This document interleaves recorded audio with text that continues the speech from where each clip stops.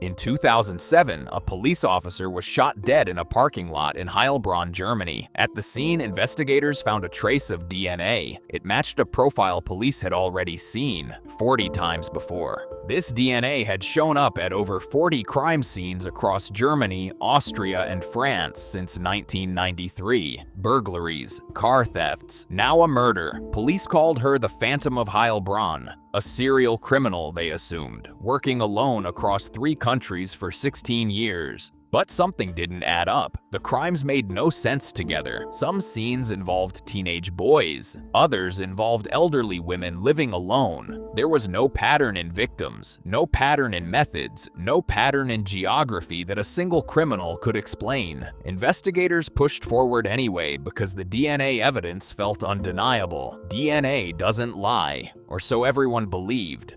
For years, the manhunt grew. Reward money climbed to 300,000 euros. Profilers built theories about a phantom criminal who left no other trace, who was never caught on camera, who somehow committed street crimes and elderly burglaries in a cold-blooded police shooting, all without a single reliable witness. Then in 2009, investigators tried to confirm the DNA on a burn victim. A man so badly burned his own identity was in question. They ran the profile. The Phantom's DNA showed up again, except that body had been handled with sterile evidence swabs, the same swabs used at all the other crime scenes. That was the clue that broke the case. The swabs weren't contaminated at the crime scenes. They were contaminated before they ever left the factory. Investigators traced the swabs to a manufacturing plant in Austria. There, they found a female employee who packaged sterile cotton swabs for police departments. She had never robbed a house. She had never touched a gun. She had simply brushed against or breathed near thousands of swabs before they were sealed and shipped to evidence kits across Europe.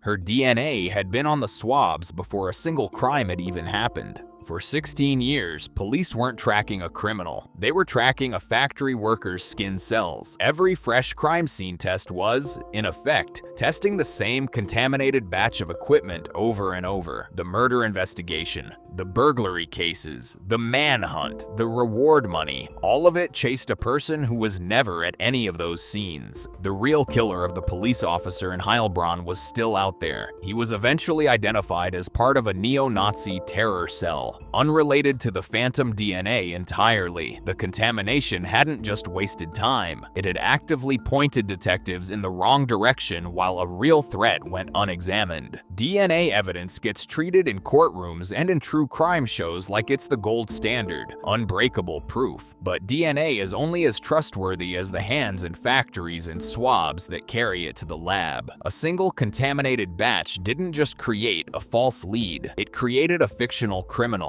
chased across a continent for 16 years, built entirely out of a mistake nobody thought to check. Sometimes the most convincing evidence isn't wrong because someone lied. It's wrong because nobody asked where it came from.